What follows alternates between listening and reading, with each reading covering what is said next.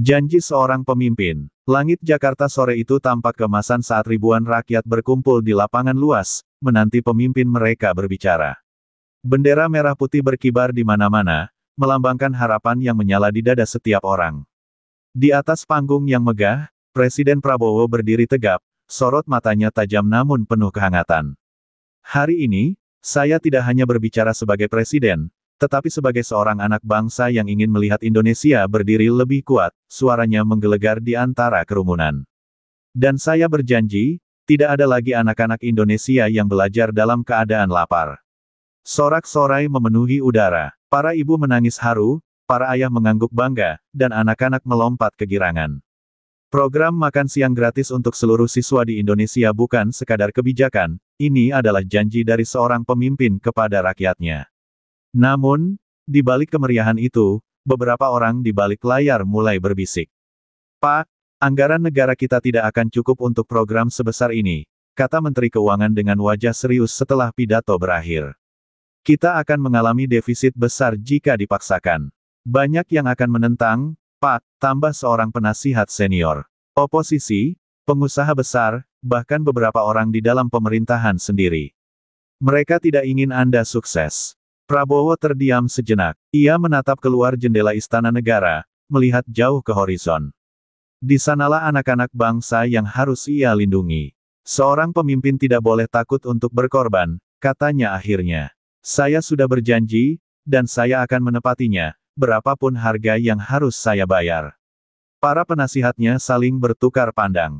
Mereka tahu, saat Prabowo sudah berjanji, tidak ada yang bisa menghentikannya. Malam itu, di dalam ruang kerjanya, Prabowo duduk sendirian di depan tumpukan dokumen anggaran.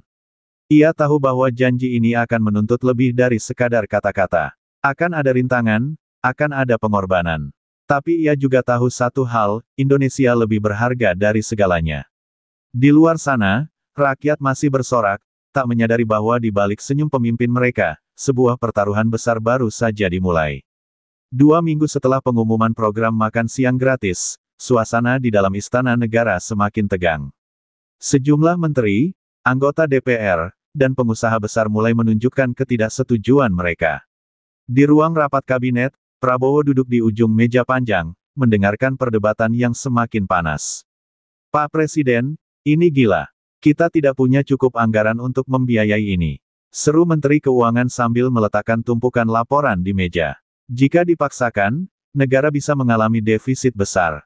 Saya sepakat, sahut seorang anggota dewan yang hadir. Dan selain itu, dari mana sumber makanannya? Apakah kita sudah punya sistem distribusi yang jelas? Bagaimana dengan pengawasan? Jangan sampai ini jadi proyek besar yang akhirnya gagal. Prabowo mendengarkan semua argumen itu dengan tenang. Ia tahu program ini tidak akan berjalan mulus. Namun, yang ia tidak sangka adalah seberapa besar perlawanan yang akan ia hadapi, bukan hanya dari lawan politik, tetapi juga dari orang-orang di lingkaran terdekatnya. Tiba-tiba, seorang pengusaha pangan terkenal, yang telah lama mendapat kontrak besar dari pemerintah, menyela, dengan segala hormat, Pak Presiden, kalau program ini dijalankan, banyak perusahaan pangan yang bisa rugi. Apakah Bapak siap menghadapi tekanan dari sektor bisnis? Prabowo menyipitkan mata. Ia tahu, banyak pengusaha yang selama ini bermain dalam sistem, memanfaatkan anggaran negara untuk keuntungan pribadi. Mereka tidak peduli apakah anak-anak Indonesia kelaparan, yang mereka pedulikan hanya laba mereka sendiri. Saya tidak memimpin negara ini untuk melindungi kepentingan segelintir orang, kata Prabowo tegas. Saya memimpin untuk rakyat. Suasana mendadak hening. Para menteri saling berpandangan, sementara beberapa dari mereka mulai menyadari bahwa Prabowo tidak akan mundur. Namun, serangan tidak berhenti di ruang rapat. Malam itu, berita di televisi dan media sosial mulai dipenuhi dengan kritik terhadap program makan siang gratis. Janji presiden yang tidak realistis. Program populisme yang akan membebani rakyat. Apakah ini pencitraan atau pengabdian? Prabowo hanya menghela napas saat ajudannya melaporkan perkembangan ini. Ia sudah menduga media akan digerakkan untuk menggoyangnya. Tapi, yang lebih mengejutkan adalah ketika laporan intelijen datang kepadanya. Ada upaya sistematis dari kelompok-kelompok tertentu untuk menggagalkan program ini, mulai dari spekulasi harga bahan pangan hingga sabotase dalam pengadaan logistik. Di ruang kerjanya, Prabowo menatap peta Indonesia di dinding. Dari Sabang sampai Merauke, jutaan anak masih menunggu janji yang telah ia ucapkan. Ia mengepalkan tangan. Kalau negara tidak mampu membiayai ini, saya akan membayarnya sendiri. Ajudannya terkejut. Pak, itu terlalu berisiko. Uang pribadi Bapak tidak akan cukup untuk membiayai program sebesar ini dalam jangka panjang. Prabowo menatapnya dengan penuh keyakinan. Saya lebih baik kehilangan harta saya daripada kehilangan kehormatan saya sebagai pemimpin. Di luar sana, para lawan politiknya merencanakan serangan yang lebih besar. Tapi mereka lupa satu hal, Prabowo bukanlah pemimpin yang mudah dikalahkan. Dan pertarungan baru saja dimulai. Fajar menyingsing di pelosok-pelosok negeri. Dari desa terpencil di Papua hingga gang-gang sempit di Jakarta, truk-truk bermuatan bahan pangan mulai bergerak. Beras, lauk pauk, sayur mayur, dan susu dikirim ke sekolah-sekolah. Program makan siang gratis akhirnya berjalan, meski tanpa dukungan penuh dari anggaran negara. Namun, yang tidak diketahui banyak orang adalah bahwa semua ini dibiayai langsung dari rekening pribadi Presiden Prabowo. Di sebuah sekolah dasar di Jawa Tengah, seorang anak bernama Rian menatap piringnya dengan mata berbinar. Hari ini, untuk pertama kalinya dalam hidupnya, ia makan siang tanpa harus menahan lapar di sekolah. Bu, ini enak sekali. Serunya kepada guru yang tersenyum haru. Tapi di tempat lain, badai mulai mengancam.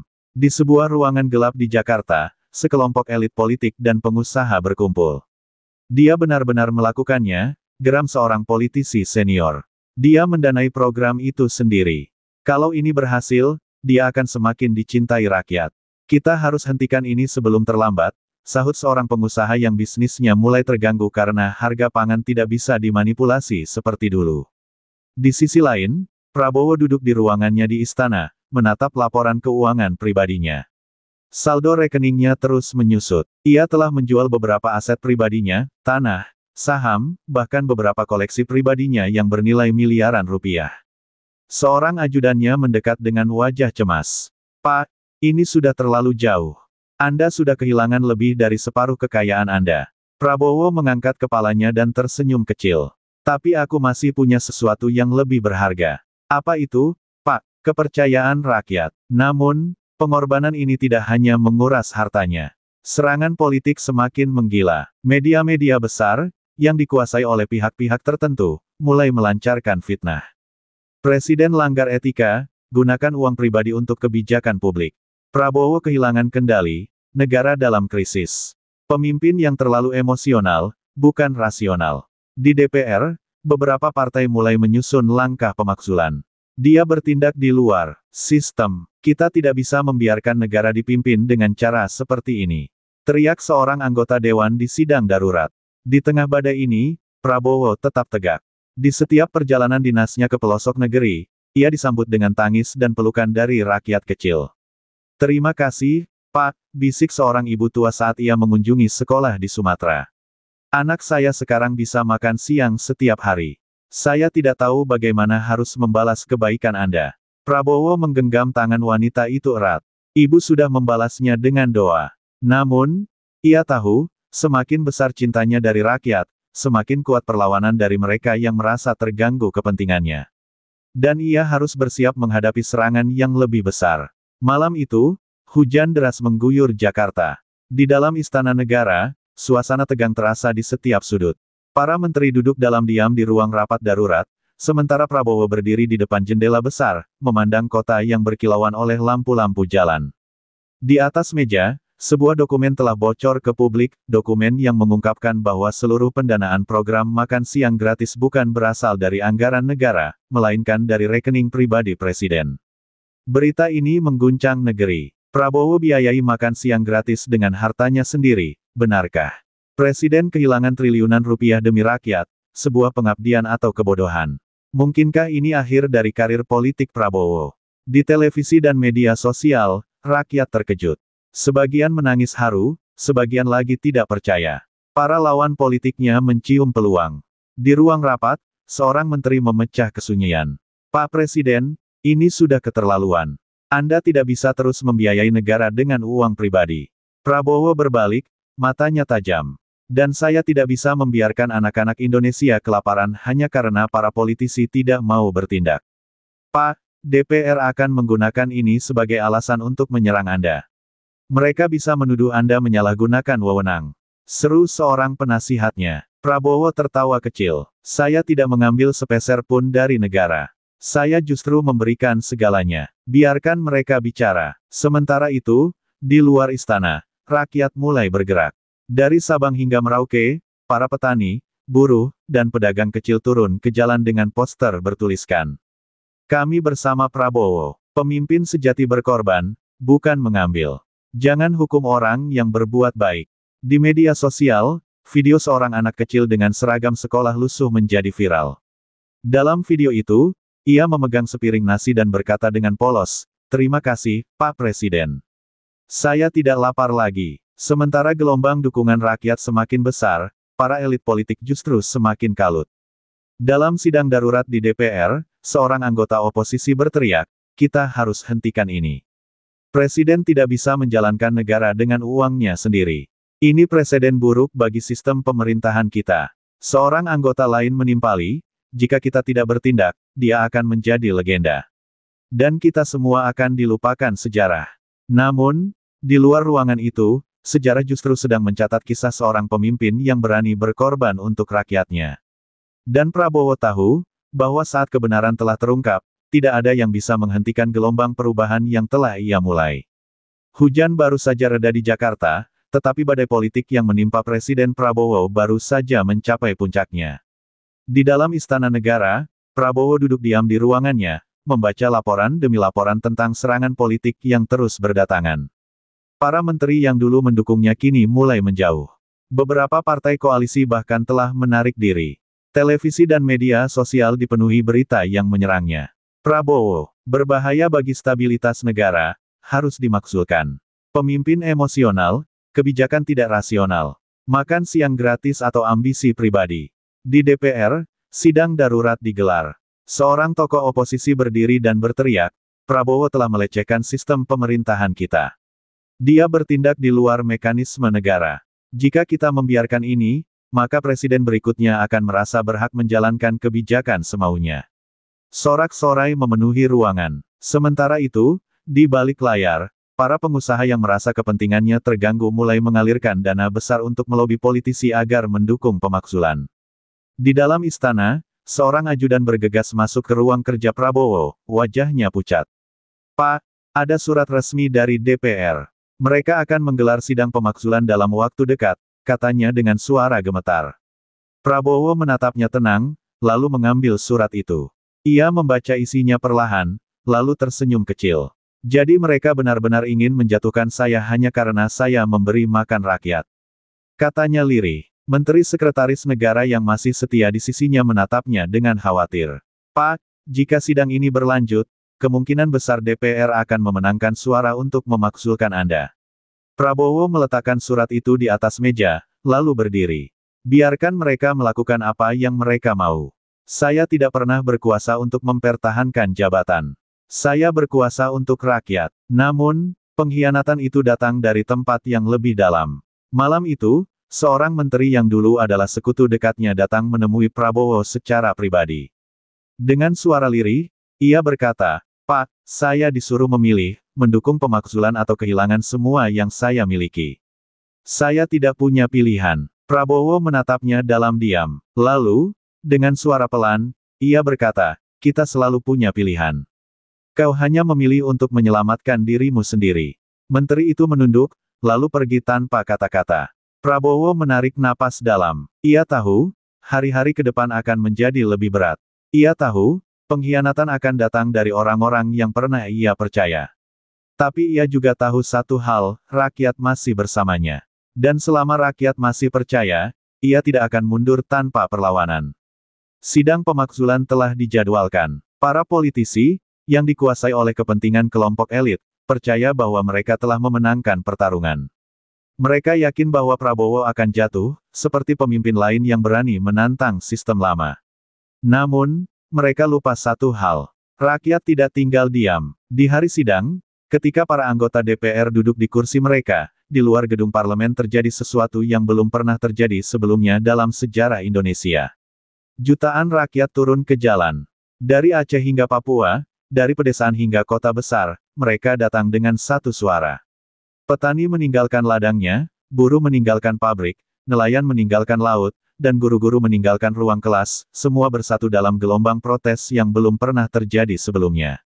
Mereka membawa poster, "Jangan jatuhkan pemimpin kami. Prabowo untuk rakyat, bukan elit. Jika dia harus jatuh, maka kami jatuh bersamanya." Di televisi, reporter melaporkan dengan suara bergetar. "Saya tidak pernah melihat yang seperti ini bukan sekadar demonstrasi. Ini adalah suara hati rakyat." Di dalam sidang, suasana mulai berubah.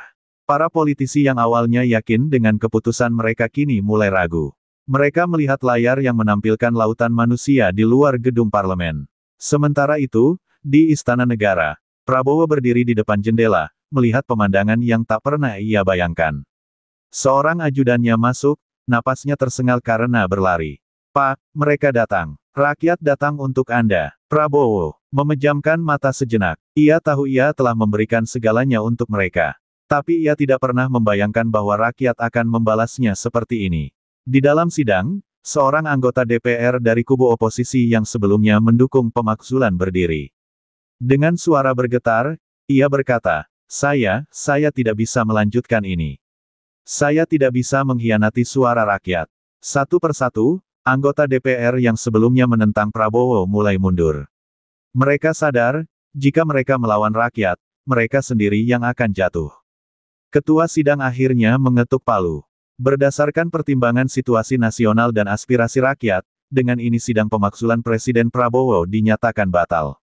Sorak-sorai meledak di seluruh negeri. Di luar, rakyat menangis dan saling berpelukan. Mereka telah menyelamatkan pemimpin mereka. Dan di dalam istana, Prabowo hanya tersenyum kecil. Ia tidak pernah meminta mukjizat. Tapi hari itu, ia menyaksikan sendiri bahwa mukjizat terbesar datang dari hati rakyat yang mencintai pemimpinnya. Langit Jakarta bersih setelah hujan besar. Udara pagi terasa segar, seolah alam sendiri merayakan kemenangan rakyat.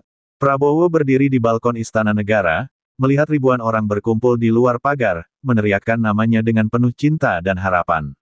Hari ini bukan sekadar hari biasa. Hari ini adalah hari di mana sejarah mencatat bahwa seorang pemimpin tidak jatuh karena permainan politik, melainkan berdiri tegak karena keyakinan dan dukungan rakyatnya. Seorang ajudan mendekat dengan wajah penuh haru. "Pak, Anda telah memenangkan pertarungan ini." Prabowo tersenyum tipis. "Bukan aku yang menang, rakyatlah yang menang." Di televisi, media internasional mulai melaporkan peristiwa luar biasa ini. Indonesia selamatkan pemimpinnya, gerakan rakyat yang mengubah sejarah. Prabowo bertahan tanpa melawan rakyat yang berjuang untuknya. Pemimpin yang tidak pernah menyerah, dicintai oleh bangsanya. Sementara di dalam negeri, para politisi yang dulu menentangnya kini terdiam. Mereka yang mengkhianatinya mencoba mendekat kembali, tetapi Prabowo sudah tahu siapa yang benar-benar setia dan siapa yang hanya mencari keuntungan. Di tengah gemuruh kemenangan ini, Prabowo kembali bekerja. Program makan siang gratis tidak hanya berlanjut, tetapi semakin berkembang. Dengan bantuan para petani, nelayan, dan pengusaha kecil, rantai distribusi pangan nasional menjadi lebih kuat. Anak-anak Indonesia kini bisa belajar tanpa perut kosong. Di sebuah desa kecil di pelosok Sumatera, seorang bocah laki-laki duduk di bangku kayu sekolahnya. Ia menatap piring makan siangnya dengan mata berbinar. "Bu Guru, apakah Pak Presiden yang memberi kita makan ini?" Sang guru tersenyum, menepuk kepala muridnya. "Ya, Nak. Beliau yang berjuang agar kalian tidak lapar." Anak itu tersenyum lebar. "Kalau begitu, aku ingin jadi seperti beliau saat besar nanti." Di Istana Negara, Prabowo duduk di ruang kerjanya, menatap potret pahlawan-pahlawan bangsa yang tergantung di dinding. Soekarno, Hatta, dan para pemimpin yang telah mengorbankan segalanya untuk negeri ini. Hari ini, ia telah membuktikan satu hal. Seorang pemimpin sejati bukanlah mereka yang mencari kekuasaan untuk dirinya sendiri. Seorang pemimpin sejati adalah mereka yang berani berkorban, bahkan jika harus kehilangan segalanya, demi bangsanya. Dan Prabowo telah memilih jalannya. Bukan sebagai politisi biasa, tapi sebagai pemimpin sejati.